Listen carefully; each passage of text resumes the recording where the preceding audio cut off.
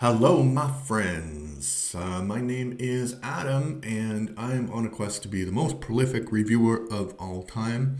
And yesterday, or maybe over the weekend, I watched a documentary called AILEEN WOURNOS, Queen of the Serial Killers. And if you don't know who AILEEN Wuornos is, I mean, that's quite surprising. If you're interested in true crime at all, you probably know who she is. She is one of the few female legitimate serial killers. She killed about 7 people, but she was tried and convicted for the murder of one guy, and she was sentenced to, I guess, the gas chamber, some kind of death by capital punishment. And she died. When did she die? In 2000, 2002 by lethal injection. And since that time, there's been a lot of sort of media fascination with her. There was a movie that came out shortly after, starring Charlize Theron, called Monster, and that was a big deal because basically she kind of uglied herself to play Eileen. And there's multiple documentaries about her, and I think that I've watched quite a few of them. And in fact, I wrote 2 poems about her. One's called Breech Birth, and the other, I forgot what the title is, but basically it's sort of a Canadianized version of her story where she kills somebody in Canada. So the thing that's fascinated me about her is, like, there are things that people say about her that are completely true, but they don't excuse or explain her behavior. And this particular movie is more focused on people who knew her after she was famous for her murders. And I'll talk about that in a moment. But previous documentaries have focused more on her family life. Like, they did an interview, I think, with her grandmother or something. And basically, her grandmother said that the reason Eileen turned out the way that she was because of the fact that she was a breech birth, which is ridiculous if you think about actually what happened to Eileen when she was young. She was sexually abused. She lived in a car. She turned to prostitution when she was 14 or 15. And then she lived like a very, very hard life. So it's kind of understandable that she would turn out that way. But then you have, and one person says this later, like, she had 500 Johns or something before she started murdering people. And not every prostitute murders their clients, right? So that's one aspect of it. Like, and so the weird thing is that her grandmother wouldn't be the first. I mean, I guess maybe she was the first person to sort of like come up with a bunch of explanations as to why she did what she did, right? So then she is befriended and ultimately adopted by this Christian couple. And their whole point of adopting Eileen was to save her soul. And so the woman in this relationship, she becomes really quite a good friend to Eileen. But I think that she also has this sort of like, she also has a theory about why Eileen did what she did. And her theory is that Eileen was this prostitute and she was making out this, living by being this prostitute. And then she met a woman named Tyria Moore and they became lesbian lovers. And I think that's exactly how she says it, like lesbian lovers in quotation marks with a bit of disgust. And the lesbianism was the thing, maybe not the lesbian, but that the lesbianism, but the lesbian was the thing that drove her to murder a bunch of people. Whereas Tyria Moore's story is that she discovered that Eileen was murdering people and she didn't, and they were traveling together, so she didn't want to be held accountable for the crimes that Eileen was doing, which completely makes sense to me, right? Like, imagine you're traveling with somebody or you just know somebody and they turn out to be a serial killer. Like, and it's weird. It's so complicated. This, I think Eileen is a perfect example of like the gender relations and the gender norms that we have in our society, right? Because there is another case about the BTK killer, and he hid the fact that he was a serial killer from his family for like 20 years, 25 years or something. And nobody ever says that it was the wife's fault that he turned to crime and he turned to be a serial killer, right? Or it was family fault. They might say at most that they were very naive, that they didn't see anything wrong with that situation. So, but it's weird that Tyria, because she's lesbian, that's the reason that Eileen became a serial killer. And I don't think that has anything to do with it. I think that Eileen turned herself in because she was in love with Tyria and she didn't want Tyria to be hurt by her extracurricular activities. And then there is another theory as to why Eileen became a serial killer, which is also presented in this movie. So she had this pen pal, and like it's really, so this pen pal was a filmmaker. I think her name was Jane Hirsch or something like this, from New Zealand. And so she became fascinated with Eileen's story. And so they were like writing, and because she's a filmmaker, she wants to have an interview with her. And there's like this really chilling moment in this documentary where Eileen, so they're setting up the interview, and Eileen whispers to her, but in a voice that clearly can be heard on camera, saying, "You're going to make $1 million from this."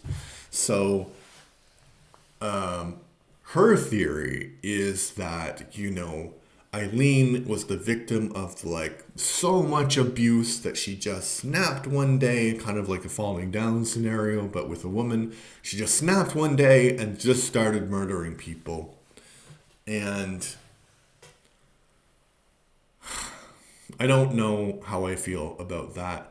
I think like it, and again, if we go to male serial killers, a lot of male serial killers have been abused, have been victimized when they were younger by adults and stuff. But nobody says like, "Oh, poor Jeffrey Dahmer, he murdered people and ate people, but he was abused when he was a kid, so it's okay." And I think with Eileen, because she's such a unique individual, they kind of give her a pass on that. Maybe not everybody, but people who got close to her gave her a pass on that kind of stuff. Yeah. What else is there to say about it? I think like the only maybe other thing that I would say about AILEEN WOURNOS is that she, well, yeah, Tyria says that she wanted Eileen to confess because if she didn't confess, then there's no way that they would have caught her, because she's very good at lying and manipulating people. And I think that she's just a throwaway line that she says, but I think it's like true, because we have this kind of stereotype that serial killers are like these geniuses or whatever. And for the most part, that's not true. They're not geniuses, but I think in some cases, they need to be able to manipulate people. And I think that Eileen is a good example of that. She was able to manipulate people, especially after the crimes that she did. And there's another chilling moment where, so she has this friend, Dawn, and they've been childhood friends. And it's really weird. Like, Dawn is not phased. Well, actually, Dawn, she goes to talk to Eileen before the day of the execution. And so basically, Eileen, she's about to be killed by the state, so she doesn't really care anymore. And she says, yes, I am a serial killer. I did kill all those people. And it was killing first, robbing later. Uh, and then, so there's a scene in this documentary where Dawn is telling this New Zealand filmmaker that Eileen confessed to being a serial killer. And the very first response is, but, oh yes, but she was really, really abused when she was a child. And it's like, yeah, a lot of people were abused when they were children. They're not all serial killers, you know? And I, I don't know. I'm laughing, but it's not funny. Um, yeah, so I think that Eileen is this a very contradictory character. And I think that she is this, and the movie does, it does hint about this. It does hint at a few things which are useful to know around this, because there was also this like kind of hysteria at the time that she was like this man killer and that's why she deserved to die, and so completely unnatural, and she was like this disgusting woman, and how could any, like, one of the prosecutors says something like she was a disgusting woman who was not able, like, so basically, so she made her living as a prostitute and she was a serial killer, and those are completely unnatural things. Well, I don't think being a prostitute, I mean, we could argue if that's good or bad, the fact that there are prostitutes, but there have been prostitutes since the beginning of time, so I don't think that's an unnatural thing for humans to do. And about her attractiveness, like, maybe when she's arrested, she's wearing like a jean top and jean pants, so it looks kind of ridiculous. And you can see the charisma that she has when she's being interviewed. So I could see that people would be like, yeah, yeah, that's attractive enough for me at the time, you know? So I think that's not exactly fair to the serial killer, but yes, she is a serial killer. Um, yeah, and I thought that it was really weird that they only tried her for one of these crimes. Because I'm just going to invent a statistic now. I don't know if it's true, but I suspect it is true. That generally, when serial killers are caught, the number of crimes that they are convicted for is not actually the number of crimes that they've actually done, because they probably randomly murdered some people and those crimes have always are unsolved. And I think if you think about the the victims in those cases, uh, it's kind of sad that they don't, not that you can get closure from a murder or whatever, but I think the police just want us, and the justice system just wants the person to be punished for anything rather than being punished or convicted of everything. And I think if in situations like this, the police and the justice system would do a thorough investigation and they would be charged with everything, it would be better, because then the number of unsolved cases would go down. And I think that there's another thing which is kind of lingering around Eileen's